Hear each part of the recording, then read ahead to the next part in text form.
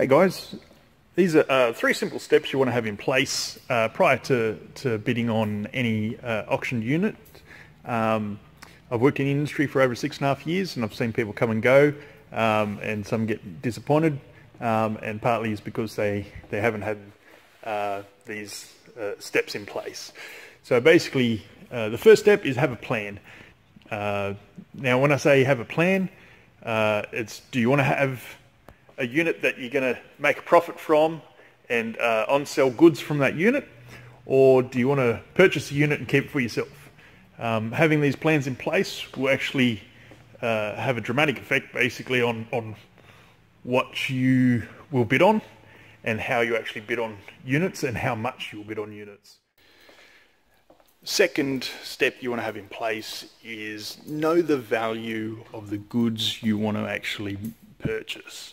So every time you look at a unit, basically go through the description of the unit, look at all the photos very, very closely, and take your time with it, because things like you'll find old mattresses and cupboards and things like electrical goods are all items that will have low value.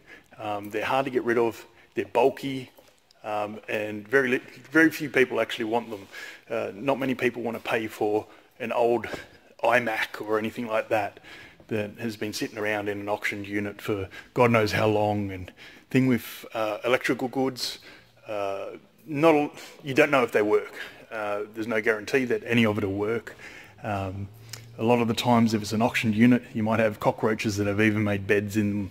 So you're basically buying a nest as opposed to any good electrical goods. Mattresses, things like that, you actually got to dispose of, and there's a cost involved. So all this can impact the end result and your pocket at the end of the day and how much you're actually going to bid on a unit. So be wary of those types of things.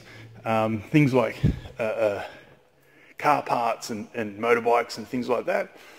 There can be perceived value in that, so know where you can actually sell these goods. Have a good outlet where you can sell these goods. Know your strengths too. So if you're someone who has experience in cars or motorbikes or electronics even, then obviously your strengths will lie with purchasing units based around these items. So work within your strengths and you'll start to be able to build back some of the costs that you've outlaid on this unit. Lastly, the final thing you want to have is if you are looking to actually make a profit from purchasing units, then you're going to have to look at buying in bulk, buying one unit and expecting to get gold off that one unit is very few and far between. Look, in my time with storage, I've sold probably hundreds of units, and look, some of the best things that I've ever sold is motorised scooters, motorised eskies, or chili bins. There's been motorbikes, caravans, cars. So you've got to look at those sort of things. They're the majority of things that you'll have. You'll have clothes washers, clothes dryers, fridges, all the electrical products that are big and bulky that you can't always guarantee will work. And most times are absolutely filthy. So these are all things that you've got to consider. So are you going to clean them up? Like, time is money, basically. The more time you're spending moving these things, the more money it's costing you, transport, everything. So if you've only got a small car and a trailer, then you have to do multiple runs to get these goods that are big and bulky. So you're better off getting a smaller unit with smaller goods, or a smaller unit with multiple goods. You know, be careful with buying units that have jewelry and stuff in it. There's a lot of fool's gold and cubic zirconias and stuff like that that really don't have any value whatsoever. So you can be throwing your money down the drain there. Now, there can be value in a lot of units. People do make a living off it, so don't let it deter you. taking that gamble, but buying in bulk. Basically, look at the first couple of units you buy as practice, know what your strengths are from those, build off it.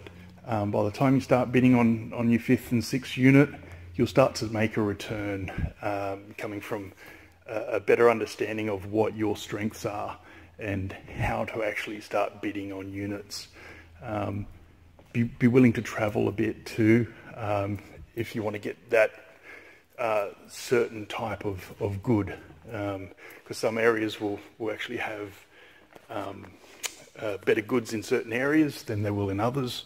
So if you're willing to travel, then you can get those goods as well. So broaden your area, buy in bulk, and be willing to take a bit of a gamble sometimes.